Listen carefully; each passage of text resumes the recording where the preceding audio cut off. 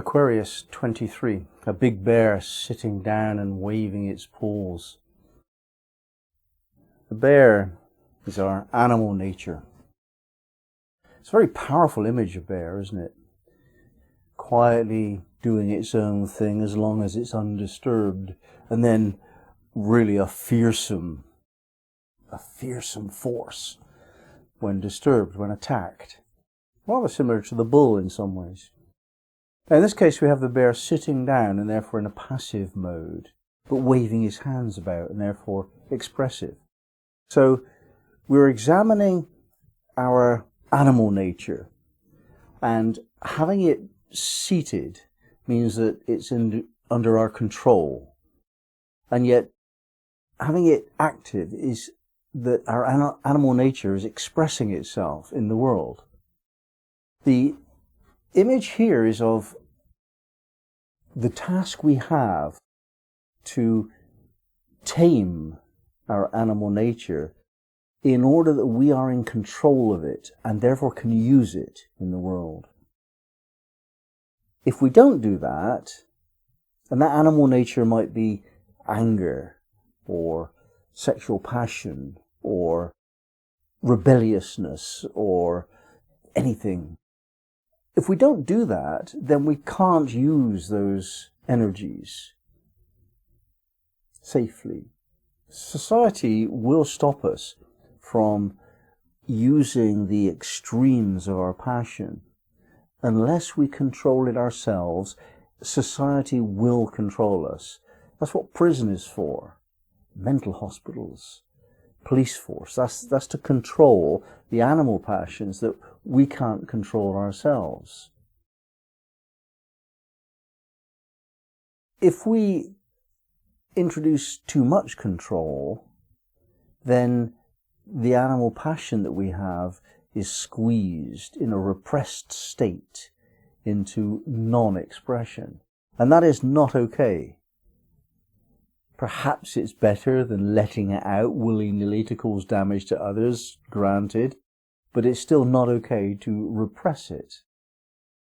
We are part animal, part angel, and the job of the human is to be both of those things, not too lost in the heavenly realms of daydreaming of God, but neither lost in our animal passions either. And you see both of these types all around, those that are obedient to some spiritual concept they have, to the extent where their animal passion is just not visible. You can't see that it exists. They have made themselves grey and lifeless by being afraid of their passion.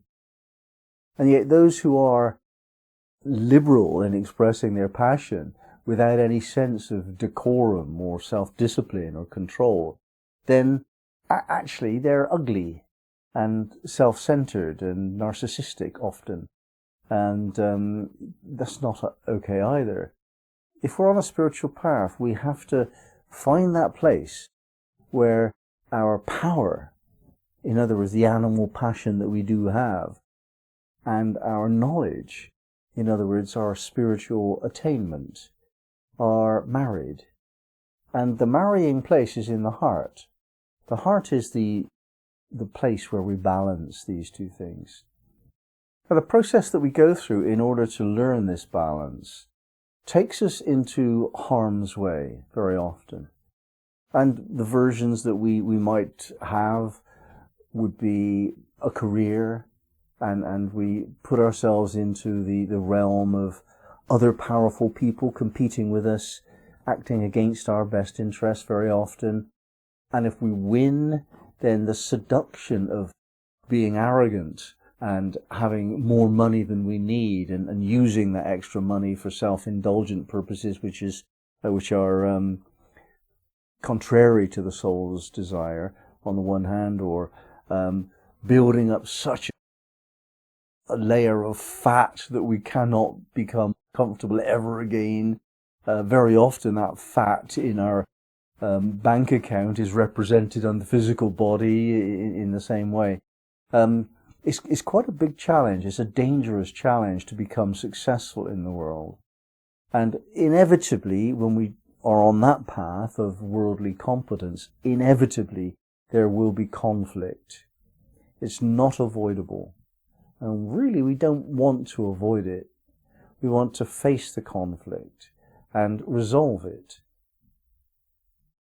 The desire nature we have inevitably moves us into a dramatized version out there of conflict.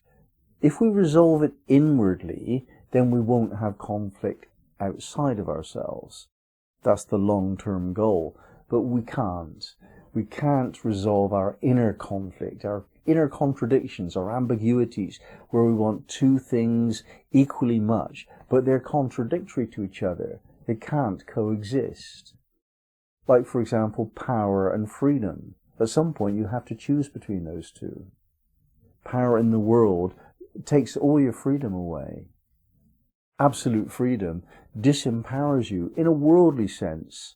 What happens if you have ultimate freedom is your power is transmuted to be soft power, and you have no specific authority, but you have a lot of charisma. And the power, you can't defeat power, you can't end power, you can't diminish it. It just becomes internalized as soft power. So when I say reconciliation of power and freedom is impossible, I'm talking about worldly power of position and wealth. You can't reconcile those two things. Lots and lots of money does not give you lots and lots of freedom. The opposite, contrary to what you might intuitively think. So this process of allowing the desire nature to move us into conflict is good, because we have to deal with conflict out there in the world in order to deal with the deeper issues inside that have given rise to the conflict. And they are inner ambiguities that we have to resolve. That's the life journey that we're on. When we have resolved all of the conflicts in our normal life, then we're raised to a higher spiritual level. And then we get different levels of conflict. We never actually are free of the need to take on inner ambiguities. This journey never finishes, not in this lifetime.